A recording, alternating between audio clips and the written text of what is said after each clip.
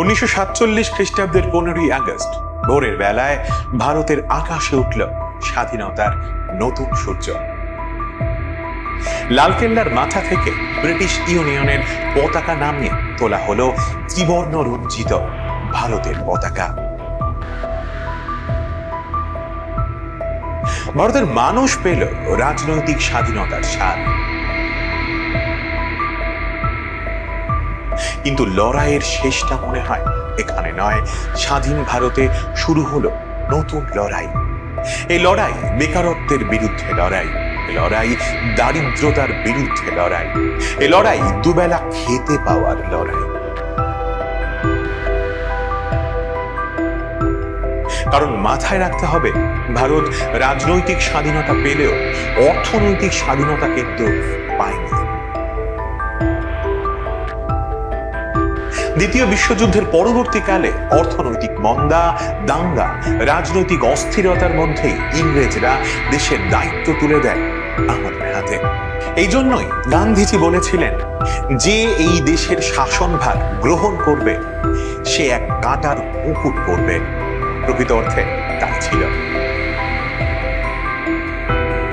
বিভাজিত ভারত স্বাধীন হতে না হতেই 1950-এ দেশ জুড়ে দেখা গেল খাদ্যাভাব।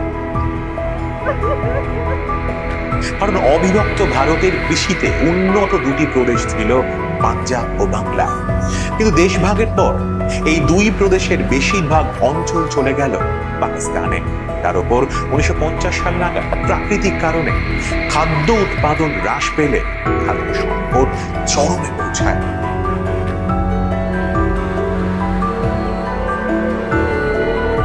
তার সাথে যুক্ত হয় উদ্বাস্তু সমস্যা। দেশভাগের কারণে লক্ষ লক্ষ সহায় সম্বলহীন শরণার্থী এসে আশ্রয় নেয় ভারতে।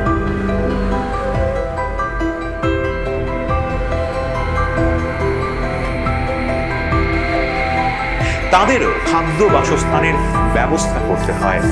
দেশভাগের কারণে এ সময় বেকারত্ব চরমে পৌঁছায়। লক্ষ লক্ষ শরণার্থী তো ছিলই, তার উপর কৃষি প্রধান অঞ্চলগুলি পাকিস্তানের মধ্যে চলে যাওয়ায় শিল্পের জন্য কাঁচা মালের অভাব দেখা দেয়। ইংরেজ আমলে হুগলি নদীর দুই তীরে কয়েকশো পাটকল গড়ে উঠেছিল। এইসব কলের জন্য কাঁচা পাট আসত পূর্ববঙ্গ থেকে। কিন্তু দেশ ভাগের পর পাট চাষের জমিগুলি পূর্ব পাকিস্তানের মধ্যে পড়ায় হুগলি নদীর তীরে বহু পাটকল কাঁচা মালের অভাবে বন্ধ হয়ে যায়। এভাবে কারখানা বন্ধ হতে শুরু করলে বেকারত্বের হার দ্রুত বাড়তে থাকে। মানুষের পেটে খাদ্য নেই, হাতে কাজ নেই। অন্যদিকে রাষ্ট্রের অর্থনৈতিক অবস্থাও শোচনীয়। ফলে রাষ্ট্রের পক্ষে সাধারণ মানুষের জন্য শিক্ষা, চিকিৎসার মতো পরিষেবাগুলো প্রদান করা সম্ভব ছিল না। ফলে দেশ এক সার্বিক সংকটের মুখোমুখি এসে হাজির হয়। কমিউনিস্ট পার্টি আওয়াজ তুলে, ইয়ে আজাদি ঝুটা হ্যায়। আসলে কমিউনিস্ট পার্টি মনে করত যে স্বাধীনতা সাধারণ মানুষের পেটে দুবেলা দুমুঠো অন্ন জোগাতে পারে না, তা আবার কিসের স্বাধীনতা? এ প্রসঙ্গে ডক্টর অমলেশ ত্রিপাঠী বলেছেন, এই আজাদি একেবারে ঝুটা না হলেও জন্মসূত্রে প্রতিবন্ধী। এই অবস্থা থেকে দেশকে উদ্ধার করার জন্য দরকার ছিল অর্থনৈতিক সংস্কার। এই উদ্দেশ্যে প্রধানমন্ত্রী জওহরলাল নেহরুর উদ্যোগে 1950 খ্রিস্টাব্দে গঠিত হয় ভারতীয় পরিকল্পনা কমিশন বা যোজনা কমিশন। এই কমিশন ভারতের অর্থনৈতিক ভিত্তি মজবুত করার জন্য বিভিন্ন পরিকল্পনা গ্রহণ করার সুপারিশ করে। কিভাবে সদ্য স্বাধীন হওয়া ভারতবর্ষ ধীরে ধীরে অর্থনৈতিকভাবে স্বাবলম্বী হয়ে উঠছে, সেই ইতিহাস আমরা জানব পরের ভিডিওতে। চোখ রাখো আর দেখতে থাকো পরের ভিডিও।